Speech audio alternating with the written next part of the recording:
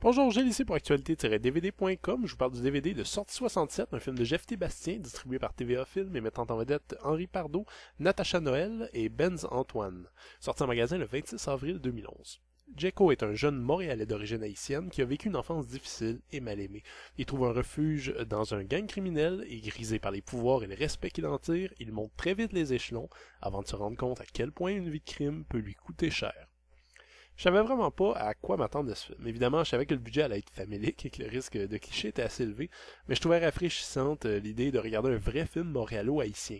Évidemment, tous ceux qui vivent dans la métropole ont déjà eu des contacts avec cette communauté très présente. Il y en a moins qui connaissent déjà l'industrie florissante du cinéma haïtien et créole, fait avec 2 ou 3 bouts de ficelle, des artisans motivés et à peu près pas payés, beaucoup de bonne volonté. En furetant un peu dans les boutiques spécialisées du nord de la ville, vous en trouverez toute une série qui ont été tournées à Montréal même.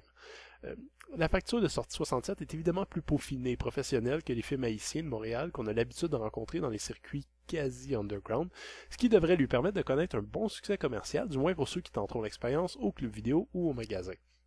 Mais pour arriver à être captivé par le film, autant vous le dire tout de suite, vous devez surmonter un bon 15-20 minutes assez médiocre. Le début de sortie 67 a donc mis à l'épreuve ma patience, avec montage approximatif, interprète qui en mettent des tonnes et scénario qui part dans tous les sens. Heureusement, je sais pas trop comment l'expliquer, mais l'ensemble lève rapidement après, et j'ai tout de même bien accroché à cette aventure. Dès qu'il s'est affranchi de sa pénible première partie, Jeff T. Bastien transcende ses limites budgétaires et se montre même capable de créer une atmosphère étouffante, presque toxique, qui nous permet de bien comprendre les taux psychologiques dans lesquels se trouve le personnage principal. Sortie 67 est pas un film d'action par contre. Vous entendez pas à une avalanche de fusillades. Bastien se montre beaucoup plus à l'aise pour les scènes intimistes, silencieuses ou parlées, que pour les fusillades, qui sont au nombre de une ici et qui durent environ 30 secondes. Évidemment, on parle ici d'un film sur la carrière d'un gangster, alors on n'évite pas tous les clichés. Cahier teigneux, musique rap, bling bling, transactions illicites. La plupart des scènes ont déjà été vues dans le cinéma de Scorsese ou dans des films comme Menace to Society ou Boys in the Hood.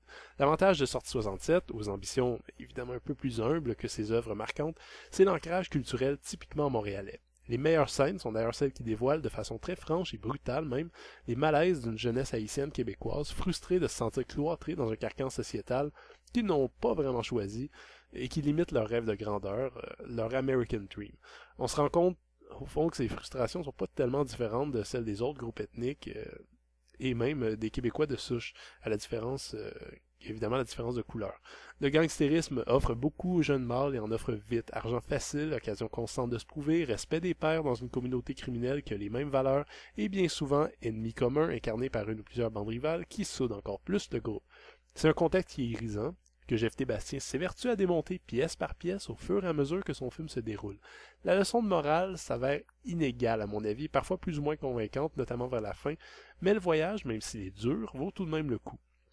Les interprétations sont intenses et sincères, la mise en scène vivante et parfois même audacieuse, mais même si le rythme est très lent, Sortie 67 a su garder mon intérêt.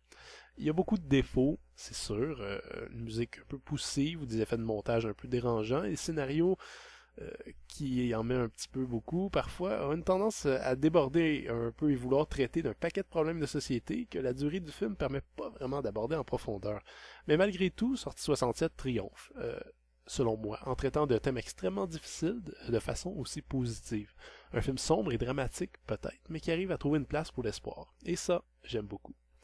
Le DVD est présenté à 1:78 anamorphique avec une piste audio en français 5.1 et sous-titres français et anglais. Par contre, la galette est toute nue et vous aurez beau chercher, vous trouverez juste le film sur ce DVD. Pas de piste de commentaires, pas de making-of, pas de scène supprimée.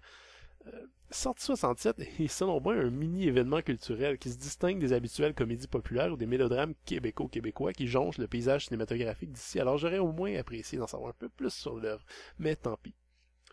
Le film de Jeff T. Bastien présente clairement ses limites en termes de budget et d'expérience dès le départ, mais pour son plus grand bien, la pire partie est au début, ce qui permet au reste du visionnement de surprendre agréablement et de dépasser nos attentes toutes basses. L'interprétation est convaincante, la réalisation intéressante, la réflexion sociale atteint sa cible, même si les choix scénaristiques et les clichés diminuent un peu le réalisme. J'ai donc apprécié Sortie 67, malgré ses faiblesses, et je n'hésite pas à le recommander. C'était Gilles, merci, bon visionnement.